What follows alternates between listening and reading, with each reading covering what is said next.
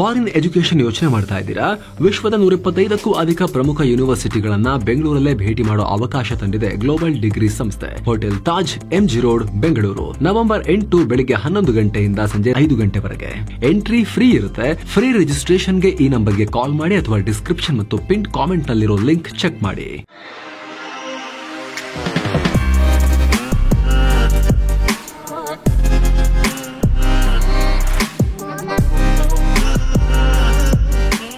Hi friends, ದಿನದ ಎಲ್ಲಾ ಪ್ರಮುಖ ಸುದ್ದಿಯನ್ನ ನಿಮಗೆ ತಲುಪಿಸುವ mastmag.com ನ ಫುಲ್ ನ್ಯೂಸ್ಗೆ ಸ್ವಾಗತ. ನಾನು ಅಮರ್ ಪ್ರಸಾದ್. ದೇಶದಲ್ಲಿ ಬ್ಯಾಕ್ ಟು ಬ್ಯಾಕ್ ರಸ್ತೆ ಅಪಘಾತಗಳ ನಡುವೆ ಈಗ ಛತ್ತೀಸ್ಗಢದಲ್ಲಿ ದೊಡ್ಡ ರೈಲು ಅಪಘಾತ ಆಗಿದೆ. ಪರಿಣಾಮ ಕನಿಷ್ಠ 5 ಜನ ಮೃತಪಟ್ಟಿದ್ದಾರೆ ಅನ್ನೋ ಮಾಹಿತಿ ಬರ್ತಾ ಇದೆ. ಕೋರ್ಬಾ ಪ್ಯಾಸೆಂಜರ್ ಟ್ರೈನ್ ಗೂಡ್ಸ್ ಟ್ರೈನ್ಗೆ ಡಿಕ್ಕಿ ಹೊಡೆದು ಈ ಘಟನೆಯಾಗಿದೆ. ಬಿಲಾಸ್ಪುರ್ ಜಿಲ್ಲೆಯ ಲಾಲ್ ಖಾದನ್ ಏರಿಯಾದಲ್ಲಿ ಈ ಘಟನೆಯಾಗಿದೆ. ಈ ಅಪಘಾತದಿಂದಾಗಿ 2 ರೈಲಿನ ಹಲವು ಬೋಗಿಗಳು ಹಳಿ ತಪ್ಪಿವೆ. ಗೂಡ್ಸ್ ಟ್ರೈನ್ ಮೇಲೆ ಕುದುರೆ ಕಾಲೆತ್ತಿ ನಿಂತ್ಕೊಂಡಿರೋ ತರ ಪ್ಯಾಸೆಂಜರ್ ರೈಲು ಇರೋ ದೃಶ್ಯ ಕಂಡು ಬಂದಿದೆ. ಟ್ರೈನ್ನ ಕೆಲ ಬೋಗಿಗಳಿಗೆ ಭಾರಿ ಡ್ಯಾಮೇಜ್ ಆಗಿದೆ. ಸ್ಥಳಕ್ಕೆ ರಕ್ಷಣಾ ತಂಡಗಳು ಧಾವಿಸಿ ಗಾಯಾಳುಗಳನ್ನ ಆಸ್ಪತ್ರೆಗೆ ದಾಖಲಿಸೋ ಕೆಲಸ ಮಾಡಿದ್ದಾರೆ. ಅಪಘಾತ ಎಷ್ಟು ಭೀಕರವಾಗಿತ್ತು ಅಂದ್ರೆ ವಿದ್ಯುತ್ ತಂತಿ ಹಾಗೂ ಸಿಗ್ನಲ್ ಸಿಸ್ಟಮ್ಗೂ ಡ್ಯಾಮೇಜ್ ಆಗಿದೆ. ಹೀಗಾಗಿ ಇದನ್ನೆಲ್ಲ ಸರಿ ಮಾಡೋಕೆ ಸ್ವಲ್ಪ ಟೈಮ್ ಬೇಕಾಗಬಹುದು ಅಂತ ಅಧಿಕಾರಿಗಳು ಅಂದಾಜು ಮಾಡುತ್ತಿದ್ದಾರೆ. ಈ ರೈಲುಗಳ ಸುತ್ತ ಅನೇಕ ಜನ ಅಸ್ವಸ್ಥರಾಗಿ ಬಿದ್ದಿರೋ ದೃಶ್ಯಗಳು ಕಂಡುಬಂದಿವೆ. ಈ ಸುದ್ದಿ ಗೊತ್ತಾಗ್ತಿದ್ದ ಹಾಗೆ ಘಟನಾ ಸ್ಥಳಕ್ಕೆ ರೈಲ್ವೆ ಅಧಿಕಾರಿಗಳು ಹಾಗೂ ಸ್ಥಳೀಯ DC, SP ಎಲ್ಲ ದೌಡಾಯಿಸಿದ್ದಾರೆ. ಈ ಅಪಘಾತ ಹೇಗಾಯಿತು ಅನ್ನೋದ್ರ ಬಗ್ಗೆ ಸ್ಥಳೀಯರಿಂದ ಮಾಹಿತಿ ಪಡಿತಾ ಇದ್ದಾರೆ. ಜೊತೆಗೆ ಸ್ಥಳಕ್ಕೆ ತಕ್ಷಣವೇ ಹೆಚ್ಚಿನ ಮೆಡಿಕಲ್ ಟೀಮ್ಗಳನ್ನ ಕಳಿಸಿಕೊಡುವಂತೆ ಸೂಚಿಸಿದ್ದಾರೆ. ಇನ್ನು ದುರಂತದಿಂದಾಗಿ ಈ ಬಿಲಾಸ್ಪುರ್ ಕಟ್ನಿ ಟ್ರೈನ್ ರೂಟ್ನಲ್ಲಿ ಸಂಚರಿಸಬೇಕಾಗಿದ್ದಂಥ ಉಳಿದೆಲ್ಲ ರೈಲುಗಳ ಸಂಚಾರವನ್ನ ಸ್ಥಗಿತಗೊಳಿಸಲಾಗಿದೆ. ಕೆಲ ರೈಲುಗಳನ್ನ ಬೇರೆ ಮಾರ್ಗಗಳಿಗೆ ಡೈವರ್ಟ್ ಕೂಡ ಮಾಡಲಾಗಿದೆ. ಇನ್ನು ಈ ಘಟನೆ ಬಗ್ಗೆ ಹಾಗೂ ಈ ರೈಲುಗಳಲ್ಲಿದ್ದ ಪ್ರಯಾಣಿಕರ ಬಗ್ಗೆ ಮಾಹಿತಿಗೆ 3 ಹೆಲ್ಪ್ಲೈನ್ ನಂಬರ್ ಅನ್ನ ಕೂಡ ರೈಲ್ವೆ ಇಲಾಖೆ ರಿಲೀಸ್ ಮಾಡಿದೆ. ಹಾಗೆ ಈ ಅಪಘಾತಕ್ಕೆ ಏನ್ ಕಾರಣ ಅಂತ ತಿಳಿಯೋಕೆ ತನಿಖೆ ನಡೆಸಲಾಗ್ತಾ ಇದೆ. ಹಾನಿಗೊಳಗಾದ ರೈಲುಗಳನ್ನ ಅಲ್ಲಿಂದ ತೆರವುಗೊಳಿಸುವ ಕೆಲಸ ನಡೀತಾ ಇದೆ ಅಂತ ಅಧಿಕಾರಿಗಳು ಹೇಳಿದ್ದಾರೆ.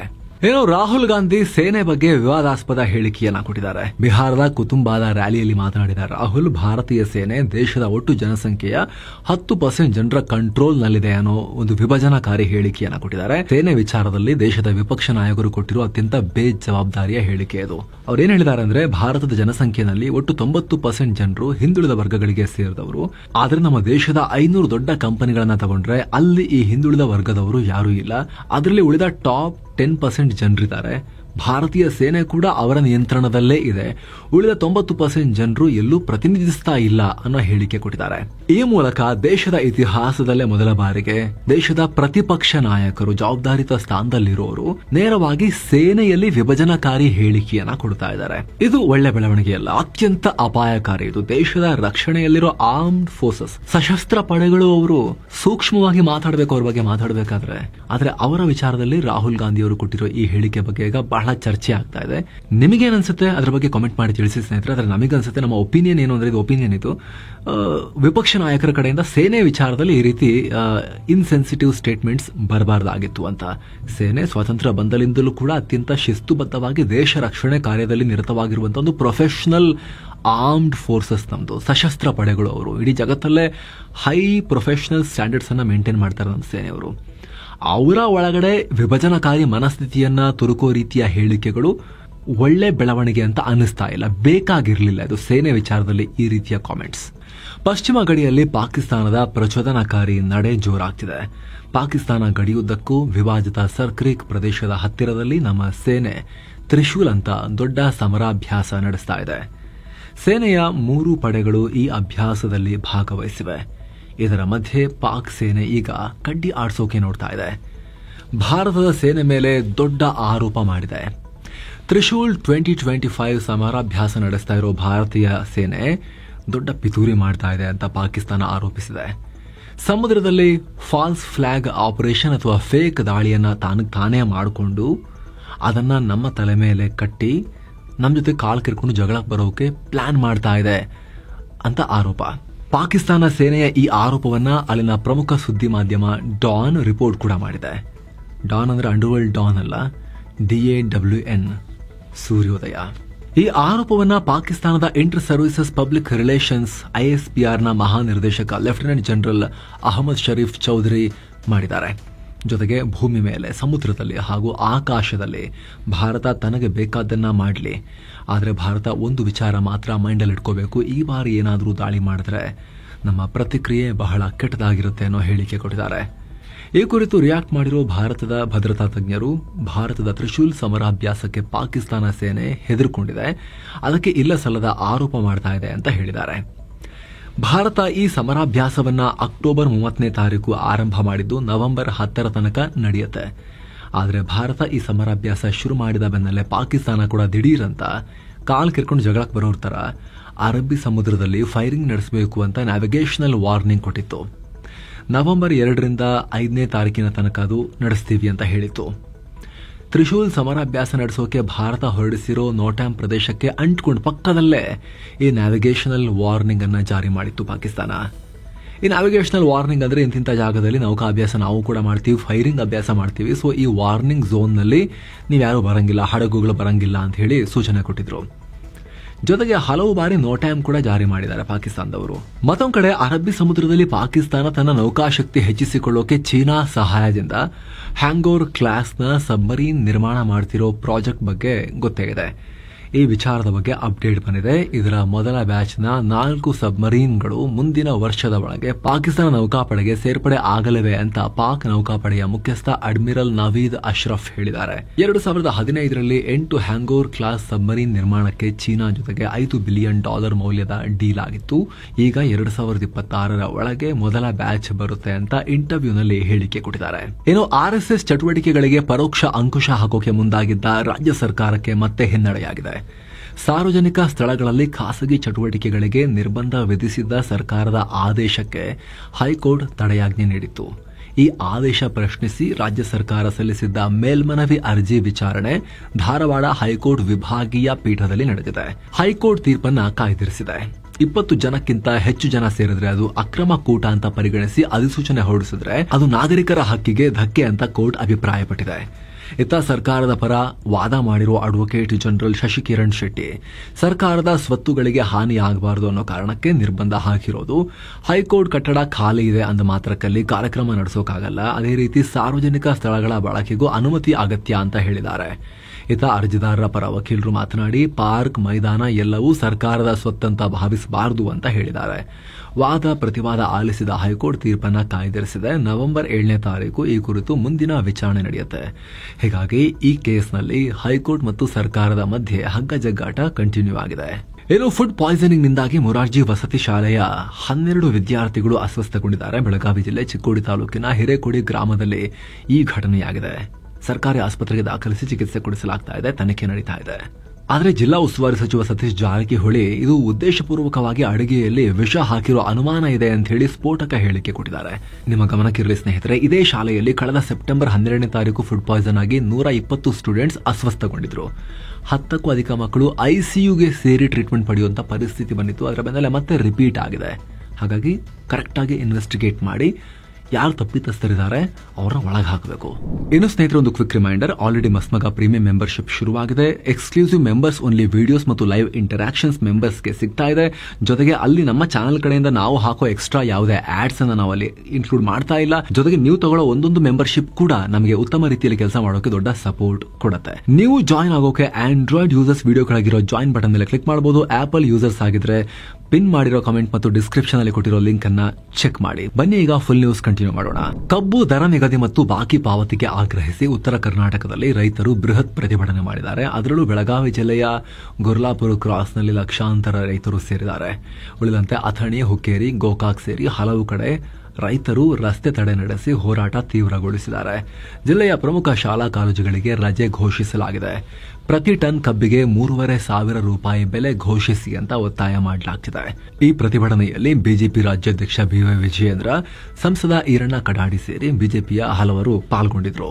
ಇನ್ನು ಸ್ನೇಹಿತರೆ, ಈ ಕಬ್ಬು ಬೆಳೆಗಾರರ ಈ ಹೋರಾಟಕ್ಕೆ ಸಂಬಂಧಪಟ್ಟಂತೆ ನಾವು ಈ ವಿಶೇಷ ವರದಿಯಲ್ಲಿ ಡೀಟೇಲ್ ಆಗಿ ಮಾಹಿತಿಯನ್ನ ಪಬ್ಲಿಷ್ ಮಾಡಿದ್ದೇವೆ.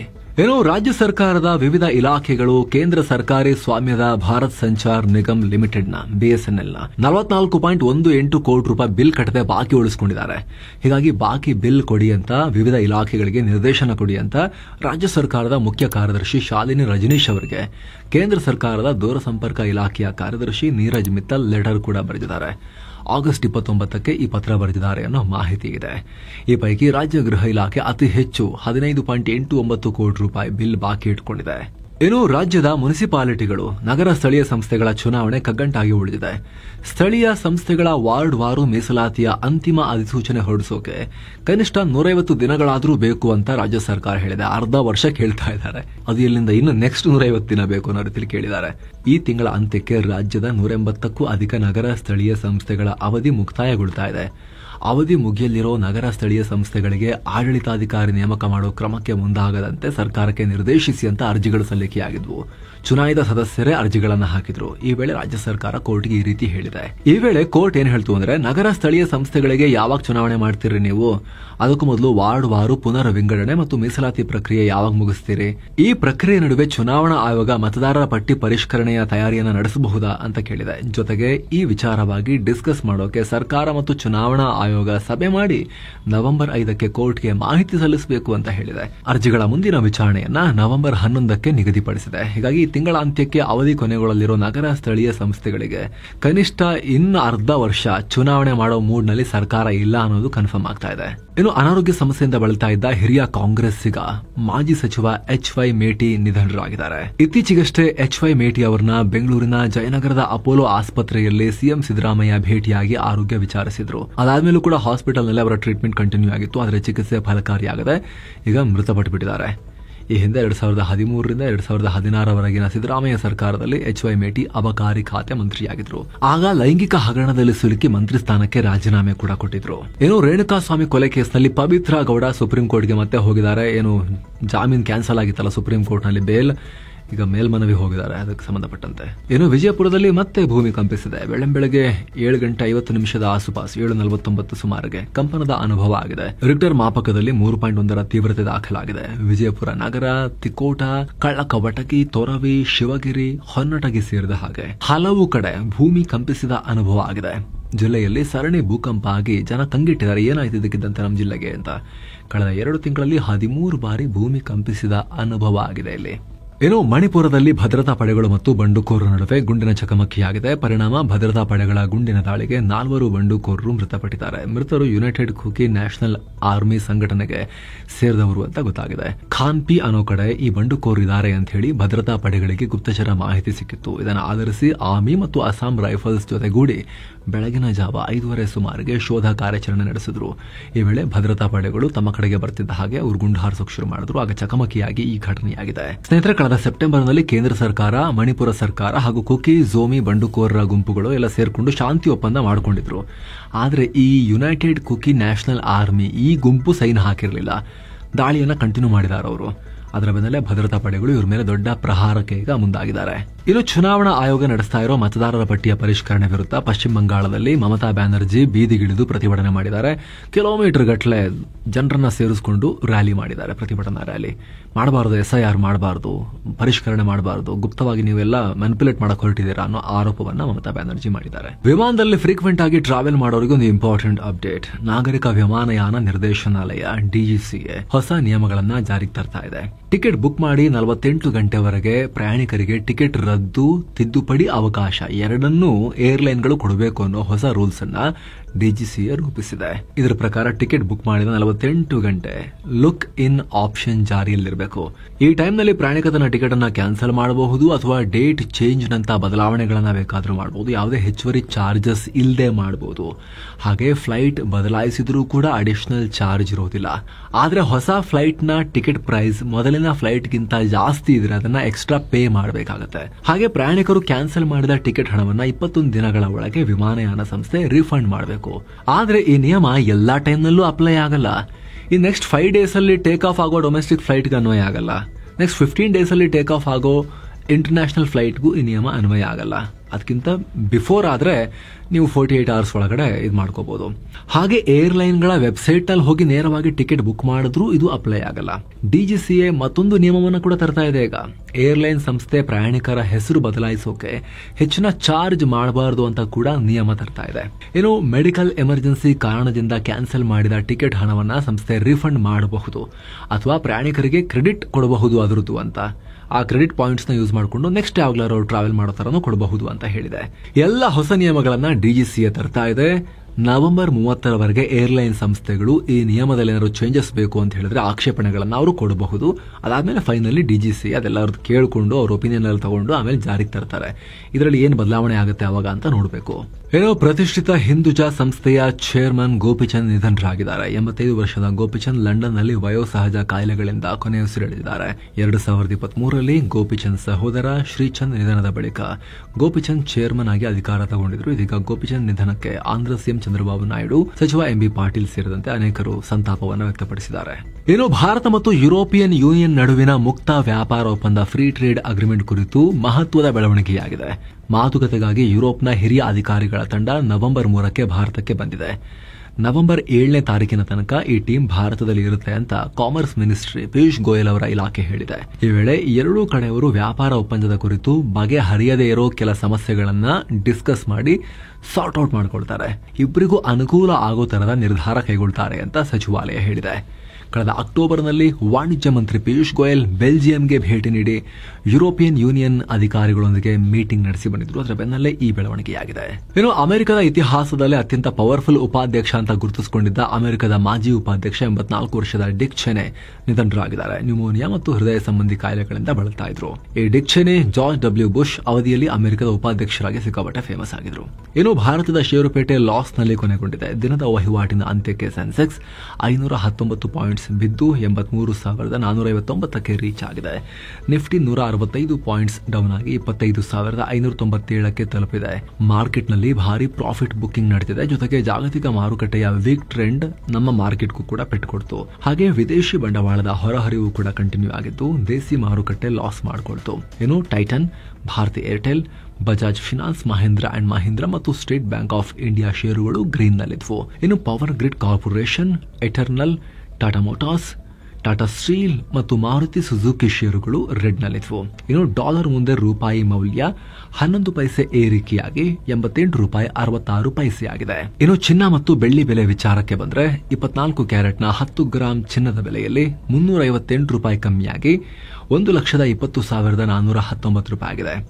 22 ಕ್ಯಾರೆಟ್ನ 10 ಗ್ರಾಂ ಚಿನ್ನದ ಬೆಲೆಯಲ್ಲಿ 330 ರೂಪಾಯಿ ಕಮ್ಮಿಯಾಗಿ 1,10,300 ರೂಪಾಯಿ ಆಗಿದೆ. 1 ಕೆಜಿ ಬೆಳ್ಳಿ ಬೆಲೆಯಲ್ಲಿ 3,150 ರೂಪಾಯಿ ಕಮ್ಮಿಯಾಗಿ 1,46,150 ರೂಪಾಯಿ ಆಗಿದೆ. ಸೊ ಫ್ರೆಂಡ್ಸ್, ಇದಾಗಿತ್ತು ಇವತ್ತಿನ ಫುಲ್ ನ್ಯೂಸ್. ನಾವು ಕುಯ್ದಿಲ್ಲ, ಎಳೆದಿಲ್ಲ, ಕಿರ್ಚಾಡಿಲ್ಲ, ಕೇವಲ ಸುದ್ದಿಯ ರೀತಿಯಲ್ಲಿ ತಲುಪಿಸುವ ಪ್ರಯತ್ನವನ್ನ ಮಾಡಿದ್ದೇವೆ. ನಮ್ಮ ಈ ಪ್ರಯತ್ನ ನಿಮಗೆ ಇಷ್ಟ ಆಗ್ತಾ ಇದ್ರೆ ದಯವಿಟ್ಟು ಮಸ್ತ್ ಮಗ ಚಾನಲ್ಗೆ ಸಬ್ಸ್ಕ್ರೈಬ್ ಮಾಡಿ, ಪಕ್ಕದ ಬೆಲ್ ಐಕಾನ್ ಮೇಲೆ ಕ್ಲಿಕ್ ಮಾಡೋದನ್ನ ಯಾವುದೇ ಕಾರಣಕ್ಕೂ ಮರಿಬೇಡಿ. ಹಾಗೆ ಆಗ್ಲೇ ಹೇಳಿದ ಮಸ್ತ್ ಮಗ ಪ್ರೀಮಿಯಂ ಮೆಂಬರ್ಶಿಪ್ ಬಗ್ಗೆ ಒಂದು ರಿಮೈಂಡರ್, ಆಸಕ್ತಿ ಇರೋದನ್ನ ಕನ್ಸಿಡರ್ ಮಾಡಬಹುದು. ಮತ್ತೆ ಭೇಟಿ ಆಗ್ತಿರೋಣ ಸ್ನೇಹಿತರೆ. ನಮಸ್ತೆ.